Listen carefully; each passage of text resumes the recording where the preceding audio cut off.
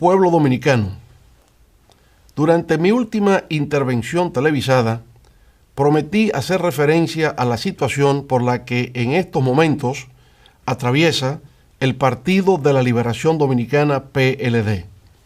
Hoy lo hago con gran pesar, y esto así en razón de que durante los últimos 46 años, el Partido de la Liberación Dominicana, el partido fundado por Juan Bosch, ha sido mi hogar político. Inicié mi participación en la política a través del Partido Revolucionario Dominicano PRD, donde estuve organizado en un comité de base de la zona B, en Villa Consuelo. Al mismo tiempo, en la Universidad Autónoma de Santo Domingo, UASD, donde ingresé en 1971, pasando a ser miembro del Frente Universitario Socialista Democrático FUSD, apéndice estudiantil del Partido Blanco. Pero tan pronto se produjo la ruptura del PRD en noviembre de 1973, pasé inmediatamente a formar parte del PLD, así como de su núcleo universitario, la Fuerza Estudiantil de Liberación FEL.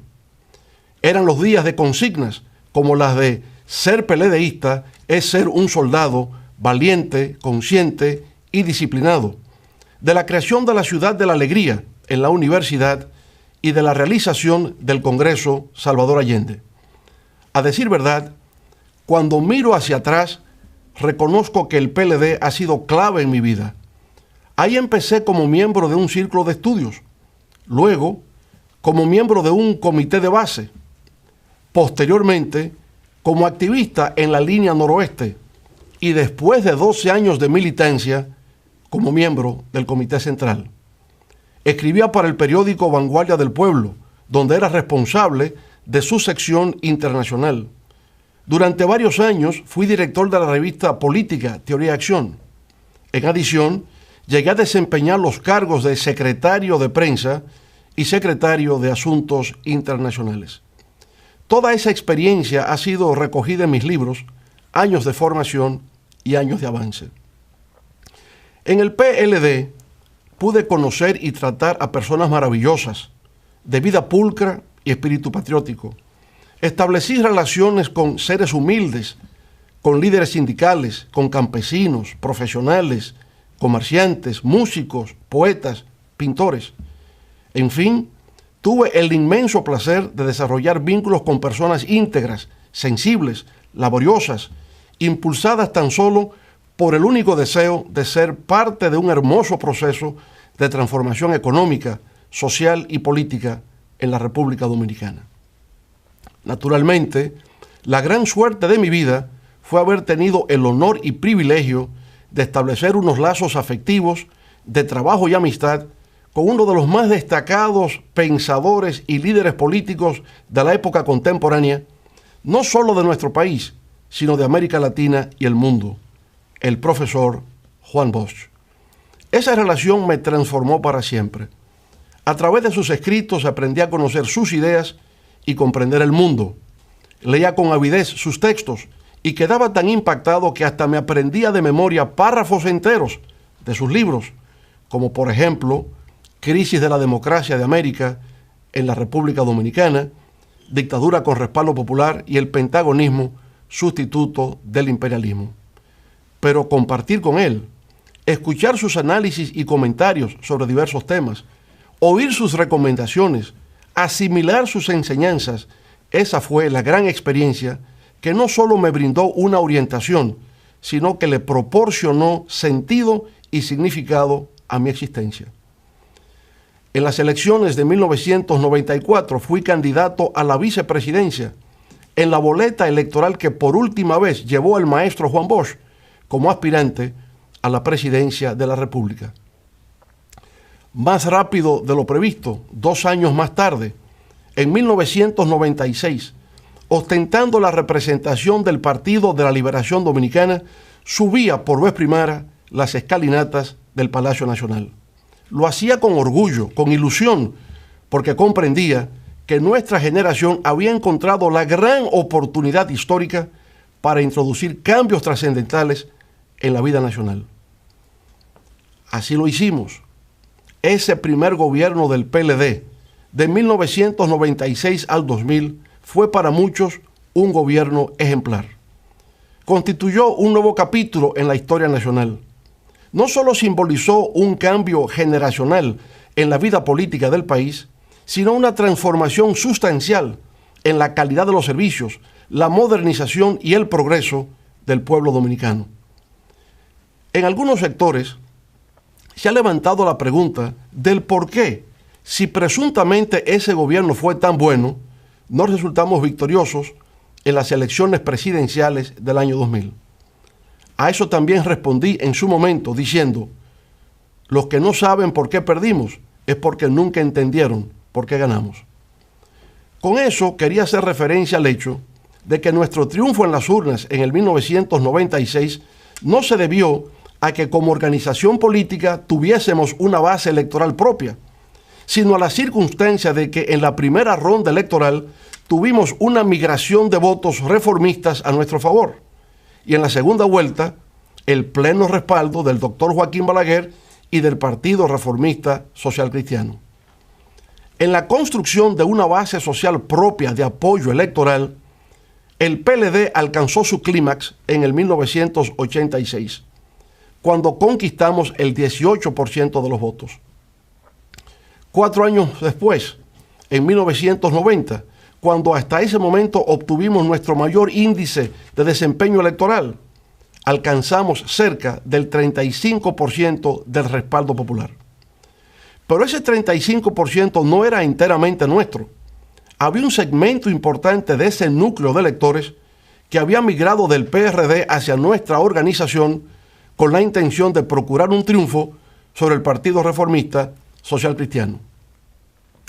En las elecciones siguientes de 1994 sufrimos el único descenso electoral luego de que en 1978, cuando solo conquistamos el 1% de la votación, empezamos a crecer en cada proceso electoral siguiente, alcanzando el 9% en 1982, el 18% en 1986 y a cerca del 35% en 1990, como acabamos de señalar. La gran conversión del PLD en la principal organización política del país, luego de que el profesor Bosch plantara su semilla, empezó realmente a tener lugar en ese gobierno de 1996-2000. En las elecciones presidenciales del año 2000, logramos alcanzar cerca del 25% de los votos. Hasta entonces, en toda la historia del PLD, nunca habíamos conquistado tal nivel de votación contando con nuestra propia base social de apoyo. Para el 2002, a pesar del llamado ciclón batatero, que le proporcionó al PRD el dominio de las cámaras legislativas y un gran número de alcaldes, lo cierto es que ese partido en tan solo 2 años descendió de un 49% de las votaciones a un 42%, mientras el PLD ascendió de un 25%, como acabamos de indicar, a un 33% de apoyo de los electores. Así pues, para el 2002 ya el Partido Morado representaba el 33% del electorado nacional. 2 años después, en 2004, con motivo de la devaluación del peso dominicano, la hiperinflación y el colapso del sistema financiero, generados durante el gobierno del PRD, retornamos al poder con casi el 58% de los votos, bajo la consigna que repercutió por todos los confines de la República de "epa fuera que van".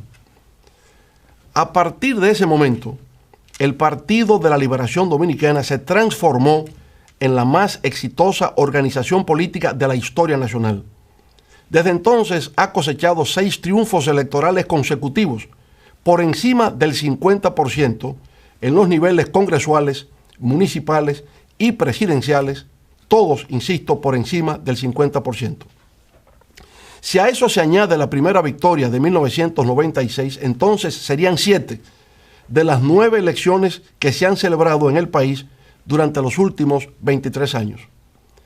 Como me correspondió el honor de encabezar el primer triunfo del 1996 y desde el 2002 hasta la fecha, he sido presidente del PLD, esto es, desde hace 17 años, puedo afirmar, sin caer en ningún acto de inmodestia, que he estado en el corazón o en el centro de por lo menos 6 de esas 7 victorias. Distinguidos televidentes, a pesar de que dentro del PLD, como en cualquier organización política, siempre abundan los conflictos, los que actualmente afloran dentro de las filas del Partido Morado nada tienen que ver, por lo menos de mi parte, con un tema de egoísmo o lucha de poder, como a veces erróneamente se afirma a través de los medios de comunicación. Tienen que ver más bien con lo que considero son problemas de valores, principios, actitudes y comportamientos en la vida política. Y el primero de esos valores y principios se refiere a su vez a la Constitución de la República. Durante mi primer periodo de gobierno, el doctor Joaquín Balaguer, pensando de buena fe en el futuro del país, me propuso formalmente la realización de una reforma a nuestra Carta Magna con la finalidad de presentarme a una reelección presidencial en el año 2000 para un segundo periodo consecutivo. Agradecí en los mejores términos esa propuesta por parte de esa leyenda de la política nacional que es el doctor Balaguer, pero opté por declinarla, indicándole al viejo líder que en la historia de los pueblos de América Latina y de la República Dominicana, cada vez que un hecho así ocurre, genera fuertes tensiones políticas, dando origen a gobiernos dictatoriales. Así pues, en lugar de proceder a una modificación de la Constitución, lo que hice fue lo que tenía que hacer como buen PLDista: apoyar sin reservas, con toda mi fuerza, al entonces candidato presidencial de nuestro partido y actual presidente de la República. No tuvimos éxito, como hemos referido, pero fue por la circunstancia de no haber podido reproducir los factores que permitieron el acceso al poder en el 1996. Ahora bien, en esos comicios del año 2000, los resultados finales fueron 49.8% en favor del candidato del PRD y 24.7% en respaldo del candidato del PLD. Eso significaba, desde el punto de vista legal, que tenía que realizarse una segunda ronda electoral. Eso así en razón de que para ser proclamado como ganador, el candidato del PRD requería alcanzar el 50% más 1 de los votos. No los había conquistado, pero de hecho había ganado, pues en la percepción pública ya se vislumbraba como tal. En ese contexto, nuestro candidato, que, insisto, solo había capturado cerca del 25% del electorado, presionaba a la dirección del partido para que se formara una comisión del comité político a los fines de visitar al doctor Balaguer, en procura de conquistar su apoyo para una segunda ronda electoral. El anciano caudillo reformista, viendo la realidad del cuadro que se presentaba, desestimó la propuesta. No hubo segunda vuelta y el candidato del partido del Hacho fue finalmente proclamado como ganador. Lo que cabe observar aquí, sin embargo, como característica, es la obstinación frente a lo imposible del entonces candidato y hoy presidente de la República. Fue la primera vez que puso en evidencia ese rasgo conductual de no comprender los límites de las cosas, sino considerar que, por mera voluntad, todo es posible. Para el 2004 resultaba incontrovertible que yo sería el candidato, no solo del PLD, sino del país, para terciar en los comicios presidenciales de ese año, que ganamos en forma arrolladora. Al fin y al cabo, era el único referente viviente con experiencia para gerenciar el Estado, que entonces se encontraba sumergido en una grave situación de crisis. En el 2007, el actual presidente renunció a su cargo de secretario de Estado de la Presidencia para intentar obtener la candidatura presidencial por el PLD. Todas las encuestas de aquella época me presentaban como virtual ganador en las primarias del partido. Ninguna indicaba lo contrario. Era natural que así fuese.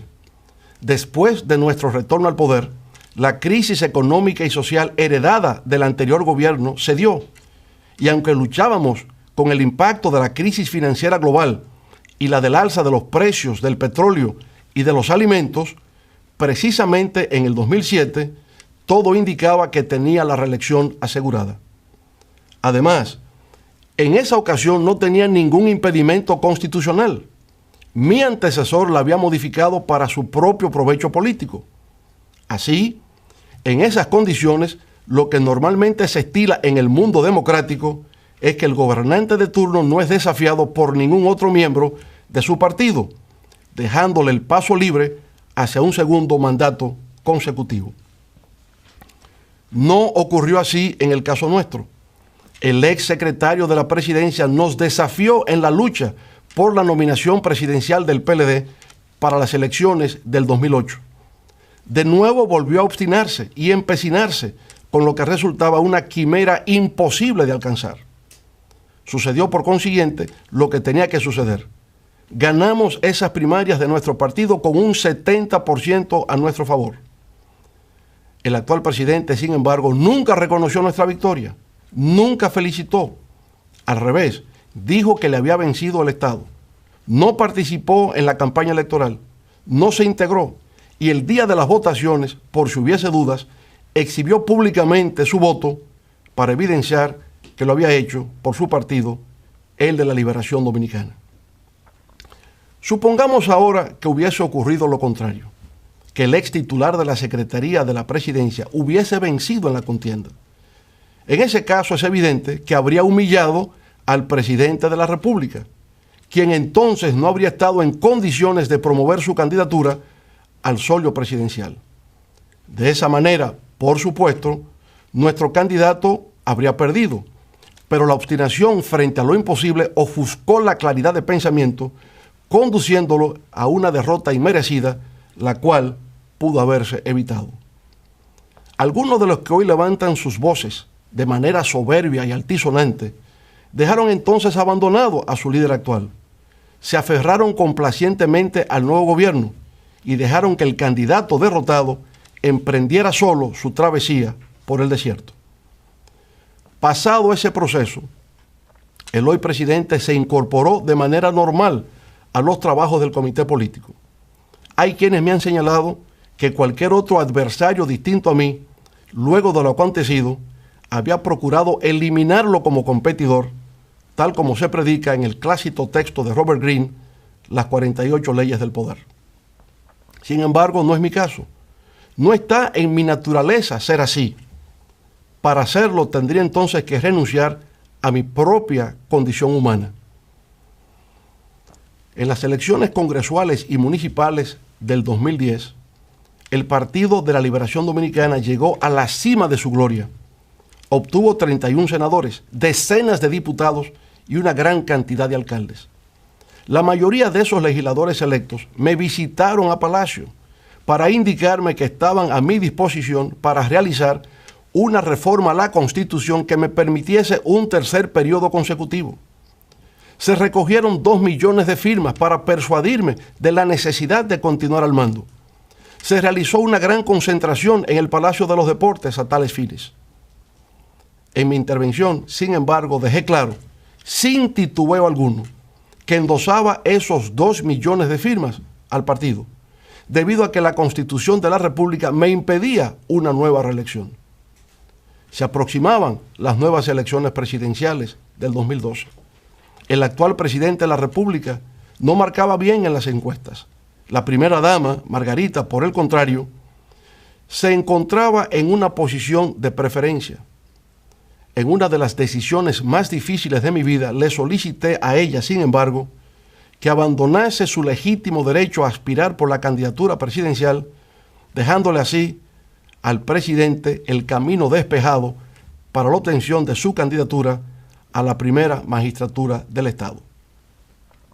Si en aquel momento hubiese intentado imponer a la primera dama como candidata, sabía lo que ocurriría.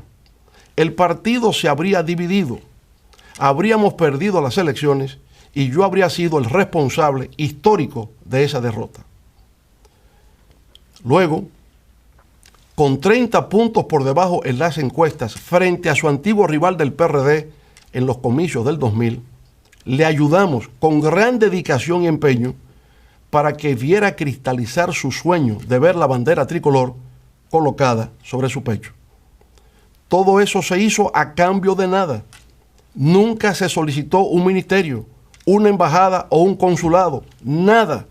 Se hizo porque así nos formamos los PLDistas auténticos. Al presidente, en su hora de penumbra, no se le empujó hacia el abismo. En los momentos en que por razones de méritos le correspondía la oportunidad, hicimos hasta lo indecible. En circunstancias en que su candidatura aún no concitaba suficiente respaldo, le servimos de apoyo. Esa ha sido siempre nuestra forma de pensar y proceder. Creo en valores y principios, creo en el respeto a la Constitución, en la preservación de la democracia como sistema político y en la consolidación de un Estado fundado en los criterios de legalidad y legitimidad. Pero de igual manera me inclino frente al sentido del honor, de la dignidad, del decoro, del respeto, de la decencia, de la cortesía, de la amistad, del mérito y, en fin, en la ética del intercambio de las relaciones humanas. Señoras y señores, al abandonar el gobierno en agosto del 2012, mi nivel de aprobación llegaba al 74%. Pero eso, que en principio debió servir de estímulo y aliciente, obró por el contrario en mi contra. Sirvió en realidad para que mis adversarios de adentro y de afuera pusieran en ejecución una intensa y despiadada campaña de demolición moral que intentaba hacerme desaparecer del escenario político nacional al tiempo de destruir nuestro legado en beneficio del progreso y el bienestar del pueblo dominicano. El gran dramaturgo irlandés Bernard Shaw, al referirse al destacado líder revolucionario soviético León Trotsky, solía decir que era tan fiero en el combate político que podía cortar la cabeza de su adversario y exhibirla en público sangrante, pero no se permitía tocar el carácter privado de su víctima. La despojaba de todo prestigio político, pero le dejaba su honor intacto. Aquí fue todo lo contrario. Se aplicó un plan de descrédito nacional e internacional a través del cual se lanzaron mentiras, falacias, insultos, inmundicias y groserías, todo destinado a hundir mi persona y desmoronar mi imagen. Con el tiempo empezó a verse claro que ese plan de descrédito en mi contra era parte de un proyecto político bien concebido, dirigido a perpetuarse en el poder.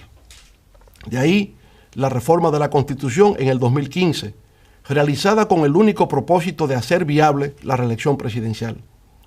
A pesar de mi oposición a dicha reforma y a pesar del diabólico plan de destrucción al que me he referido, con la finalidad de mantener la unidad del PLD y de que se ganasen de nuevo las elecciones del 2016, puse en segundo plano mis propios valores, creencias y forma de actuar. Acepté suscribir un acuerdo de 15 puntos firmado por todos los miembros del comité político. En esa ocasión, la obstinación frente a lo imposible funcionó debido a que se actuaba desde una lógica de poder y el criterio de que la fórmula de 2 periodos de ejercicio presidencial y nunca más debería ser la norma a tomar en consideración fue aceptada por distintos sectores.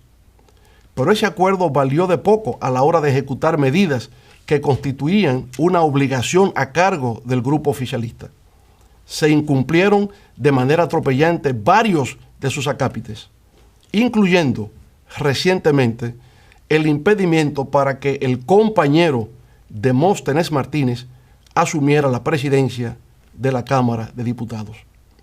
Ese incumplimiento, claro está, fue la reacción airada, furiosa, frente al movimiento popular que se vio compelido a tomar las calles para frustrar una segunda reforma constitucional consecutiva, la cual ni siquiera Trujillo se atrevió a realizar para continuar un tercer mandato continuo. Bajo la consigna de que la Constitución no está en venta, distintos sectores de la sociedad dominicana, desde los más humildes, como los motoconchistas, hasta profesionales de diversas ramas, artistas, religiosos, sindicalistas y empresarios, levantaron su voz de protesta. Fueron días espléndidos e inolvidables de lucha, de batallar por una causa que al menos por un instante le devolvieron a la política un sentido de mística, de dignidad y de patriotismo. Luego han venido las elecciones primarias abiertas del PLD, celebradas el pasado 6 de octubre. Esas elecciones constituyen una mancha y una vergüenza en la historia del Partido de la Liberación Dominicana. Se emplearon todas las maniobras malignas concebibles hasta llegar a convertirlas en lo que realmente son: el primer matadero electoral automatizado del siglo XXI.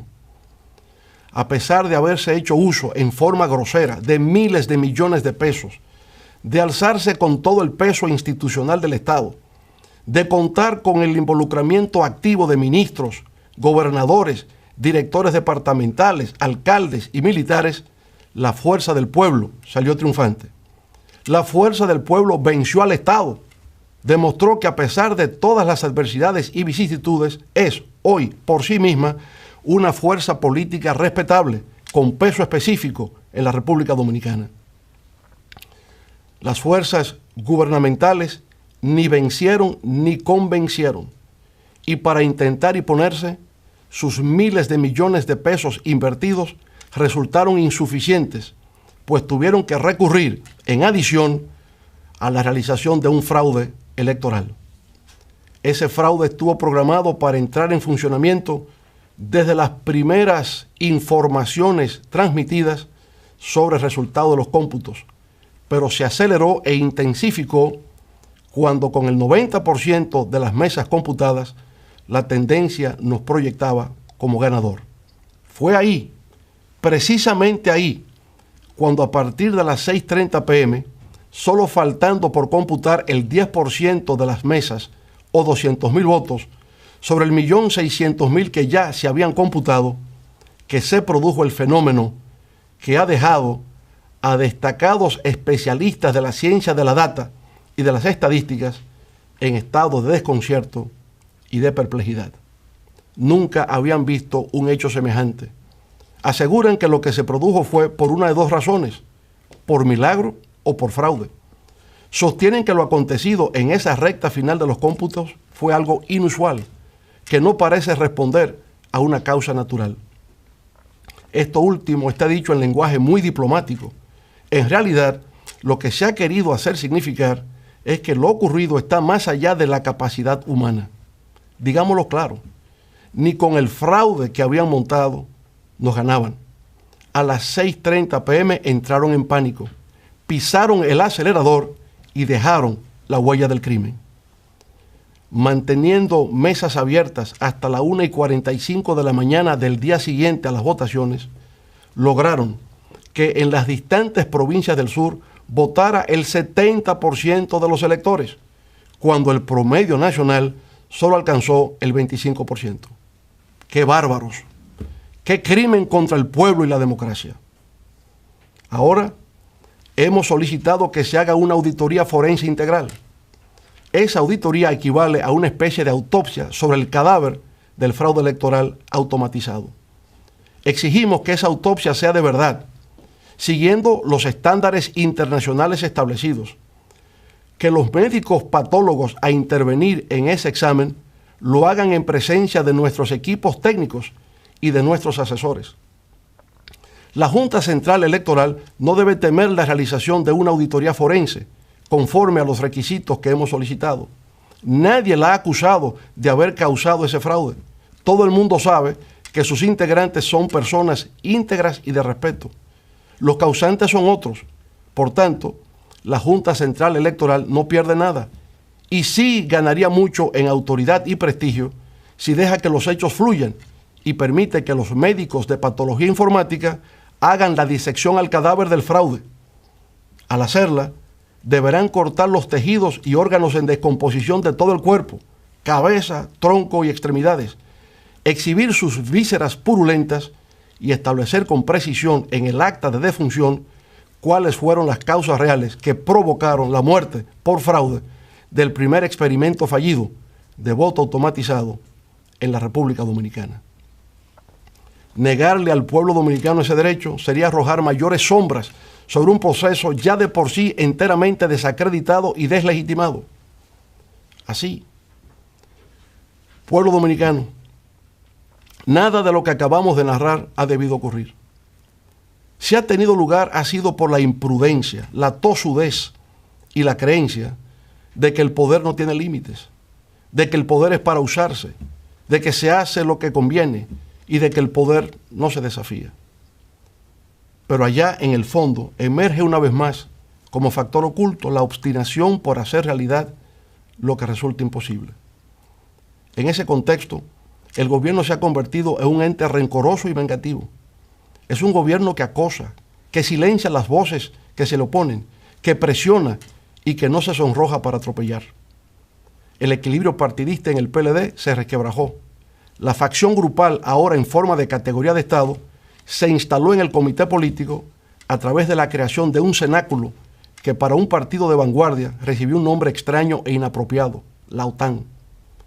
Ahí se ha creado una oligarquía de hierro, completamente desconectada de las estructuras del partido, que se reúne siempre con anticipación para llevar sus propuestas previamente acordadas al máximo organismo de dirección política. Esa oligarquía de hierro opera en forma de una casta, no tiene visión de partido, en el sentido de ser una organización que integra y representa a todos sus miembros. Se comporta en forma autoritaria. Aún en condiciones de absurdo e irracionalidad, actúa solo interesada en la defensa de sus intereses grupales. Su noción de lealtad es bastante singular.